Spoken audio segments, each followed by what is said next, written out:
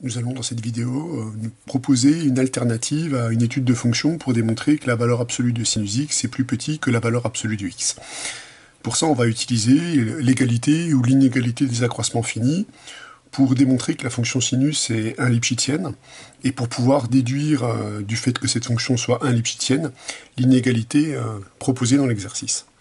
L'inégalité des accroissements finis assure que si une fonction est dérivable sur un intervalle i de r,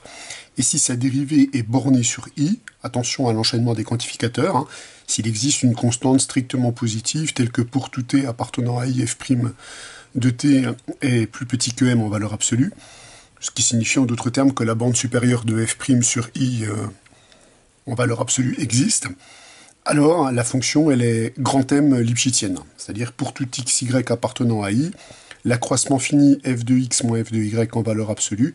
est majoré par grand M valeur absolue de x moins y. Alors si on applique cette inégalité des accroissements finis à la fonction sinus sur l'intervalle r,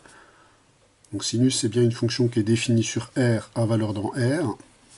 qui est clairement une fonction dérivable, dont la dérivée est égale à la fonction cosinus. La fonction cosinus, on sait que c'est une fonction bornée.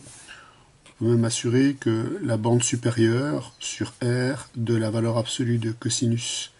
est égale à 1, qui est donc la borne supérieure de la dérivée de sinus en valeur absolue sur R.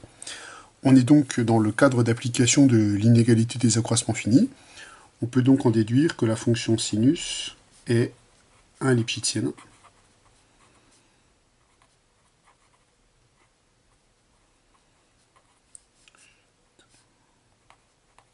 Autrement dit, on peut en déduire que quel que soit x, y appartenant à R, la valeur absolue de sinus x moins sinus y est majorée par la valeur absolue de x moins y. La constante de Lipschitz, elle est égale à 1.